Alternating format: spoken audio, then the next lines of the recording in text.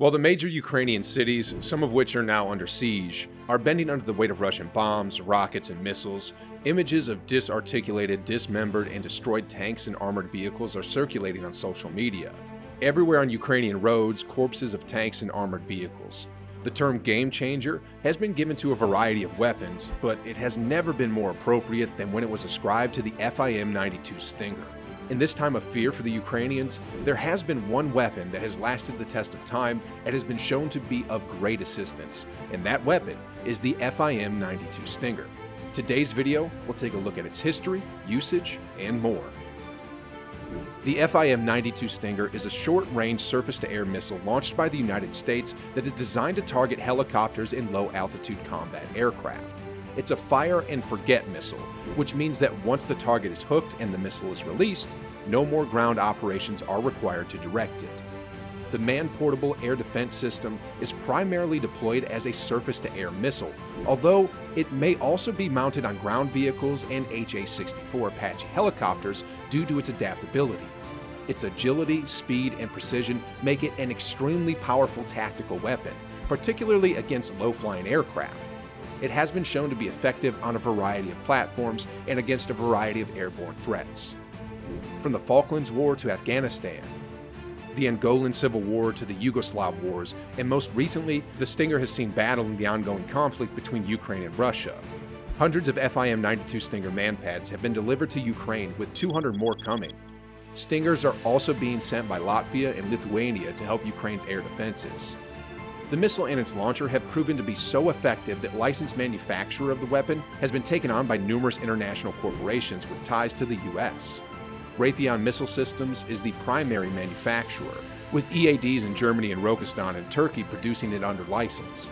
Approximately 70,000 missile systems are believed to have been deployed to date. The FIM-92 Stinger was designed and developed in the United States.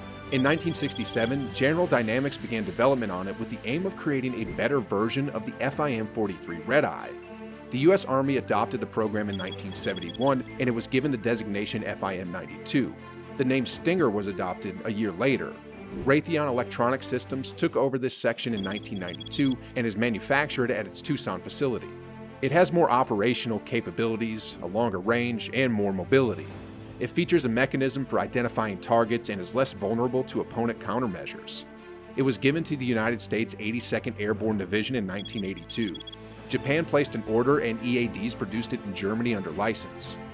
This weapon is well known among the general public due to its deployment to the Mujahideen in order to combat Soviet soldiers who used helicopters and aerial fire support extensively during the First War in Afghanistan.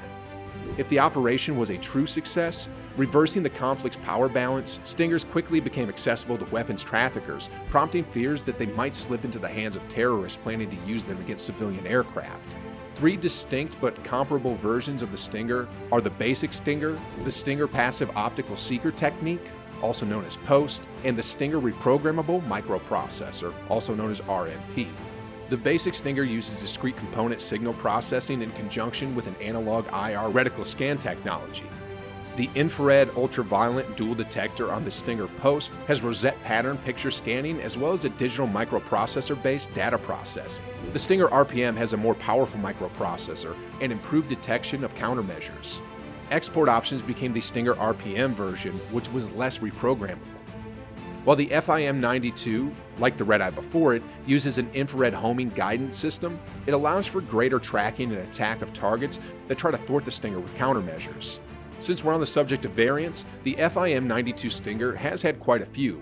We'll go over a handful of the more important ones, since it needs its own video if we have to go over everything. The FIM-92A Stinger Basic is the first. The infrared seeker head was replaced by a hybrid IR-UV seeker that used rosette scanning in this version.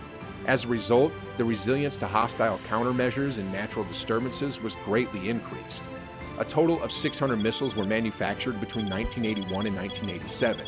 In an attempt to improve interference resistance, various improvements were carried out to this variant. The flying behavior of the FIM-92E Stinger, RPM Block 1, was greatly enhanced by adding a new rollover sensor and altered control software. Furthermore, their performance against tiny targets such as drones, cruise missiles, and light reconnaissance helicopters has been increased. In 1995, the first deliveries were made. The variant replaced nearly all of the US Stinger missiles on the market. FIM-92F, an enhancement to the E variant and the current manufacturing version. RPM Block 2, the Stinger, this variation was designed as part of a larger strategy based on the E version. An imaging infrared seeker head from the AIM-9X was among the enhancements. The detection distance and resilience to jamming were to be considerably boosted due to this alteration. Additionally, charges to the airframe would allow for a considerable improvement in range. The FIM-92 Stinger. The 5-foot-long, 2.8-inch diameter FIM-92 Stinger missile has 4 3.9-inch folding fins that keep it steady in flight. When unloaded, the missile weighs 22 pounds and 34 pounds when loaded into its reusable launch tube. It has a grip stock and an identification friend or foe antenna, which is powered by a rechargeable battery. 1.02 kilos of HTA-3, a combination of HMX, aluminum powder, and TNT, is included in the warhead enclosed in pyrophoric titanium. It has a self-destruct timer and an impact fuse that detonates the missile 17 seconds after launch.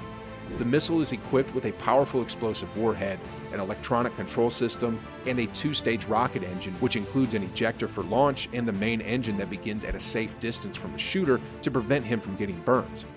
The missile has a cruising speed of Mach 2 thanks to the engine.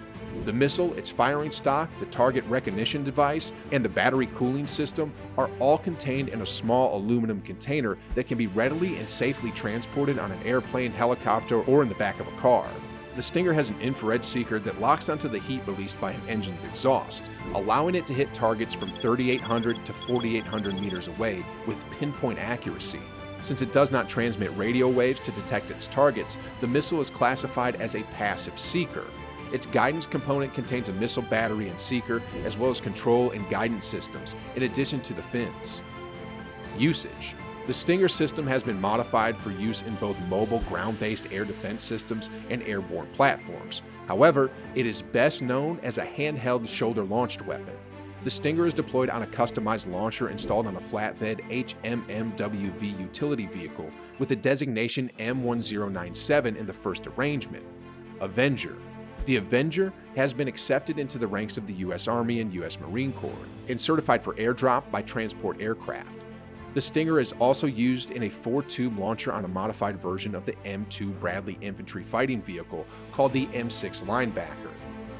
The normal TOW anti-tank missile launcher has been replaced with a Stinger-capable one on this Bradley model. The Stinger may also be used in an air-to-air capacity by attack helicopters, such as the AH-64 Apache, through wingtip launcher systems. These Stingers are sometimes referred to as ATAS to signify their duty as air-to-air Stingers while in the air-to-air role. The MQ-1 Predator UAV has also been allowed to deploy the Stinger, which might be a sign of things to come in unmanned air-to-air warfare.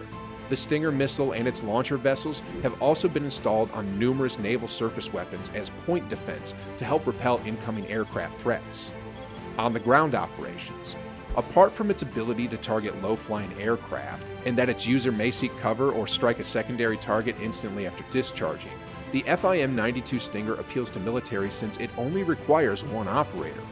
However, it should be emphasized that typical military protocols for 2 operators, a team head, and a gunner, to fire the Stinger, all the operator has to do is point it towards the target and it will produce a sound signal that it has locked on.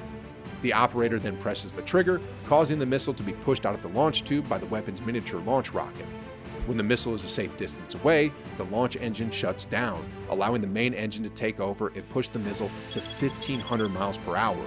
It instantly explodes once it strikes the target. The US and other NATO nations had supplied around 17,000 anti-tank missiles and 2,000 anti-aircraft missiles to Ukraine by March 7th, less than 2 weeks after Russia invaded Ukraine. So, what are your thoughts on the FIM-92 Stinger? And what do you think would be an effective countermeasure for the FIM-92 Stinger? Let us know in the comment section below. Don't forget to subscribe, and we'll see you in the next video.